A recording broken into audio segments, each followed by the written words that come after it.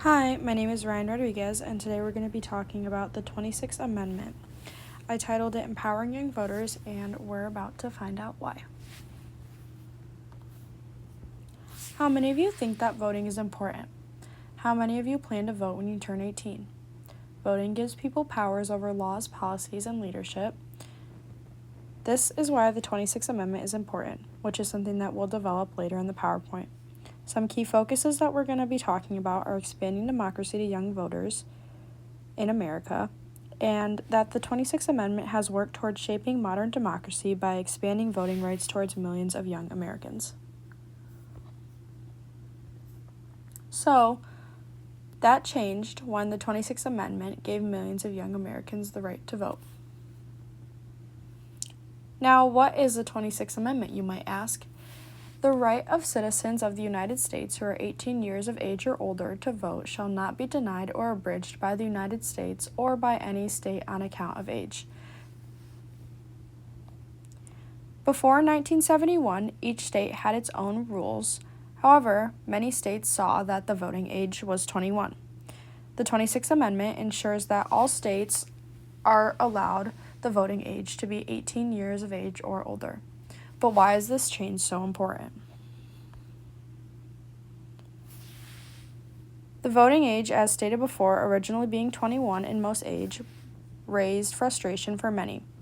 This is because 18-year-olds were being drafted in wars such as the Vietnam War, but they were not able to vote. Protests and activist movements sought the phrase, old enough to fight, old enough to vote. Civil rights groups and student activist groups also pushed for a change. Now let's take a look at how this movement led to real action.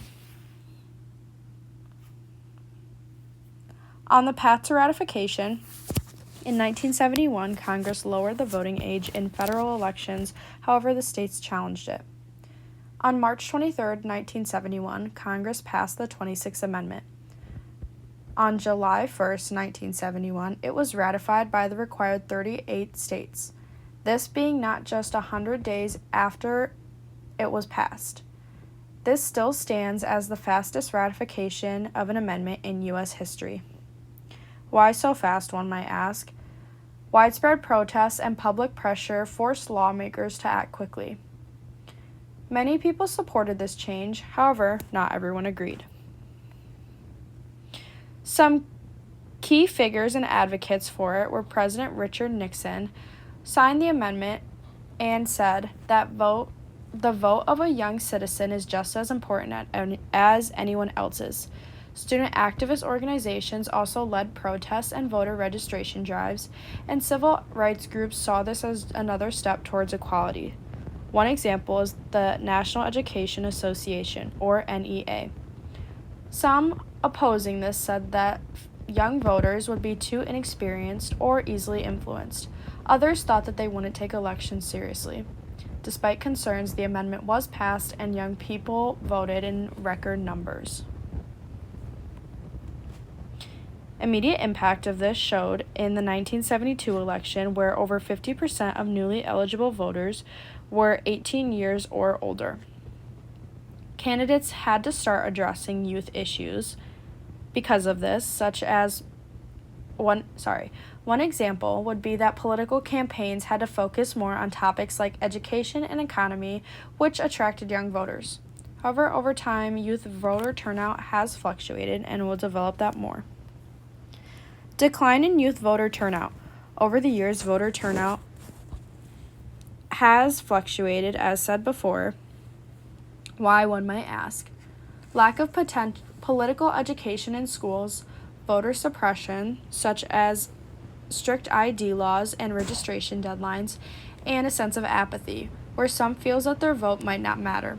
One example of this being in 2014 when the youth voter turnout hit an all-time low of just 19%. Why does it still matter today then that young people vote? Young voters can have influence on key issues such as climate change, student debt, healthcare, education, economy, and civil rights. If young people don't vote, politicians may very well ignore these concerns. One example of this being in 2020 when youth voter turnout jumped to 50%, which made it so that their votes did help to shape major policies. Efforts are being made to get more youth people involved. Some modern efforts being that there is an increase in youth engagement. Examples of this include social media activism with campaigns such as #VoteReady and Rock the Vote, which encourage youth participation. Also, new laws and policies which offer automatic voter registration at 18 and making there more access to early voting and mail-in ballots. The role of social media, as stated before, has also led youth-led movements. Despite these efforts, some barriers do still exist today. Challenges to vote include voting ID laws, being that some states require forms of ID that young voters might not always have. Gerrymandering, being that districts are drawn to favor certain political groups, which reduces youth impact. And misinformation, being that social media spreads false information about voting, which confuses young voters. Calls for expanding voter access include same-day registration and online voting. Now, some people believe that we should go even further and reduce the voting age to just 16 years old.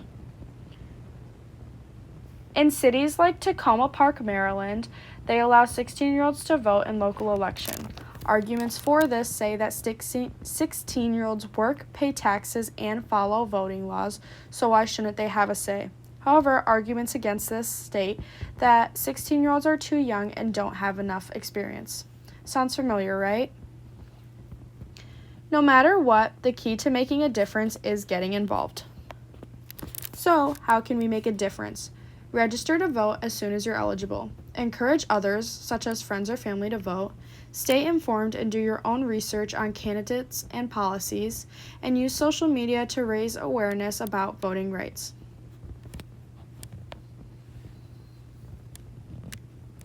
To conclude, the 26th Amendment has been a major step forwards towards democratic equality. It gives youth a voice in the democracy, and it's a huge step forwards, but voter turnout still sees as a challenge today, and the work is not done. Voting is one of the most powerful ways to create change, and remember that your voice matters. Thank you.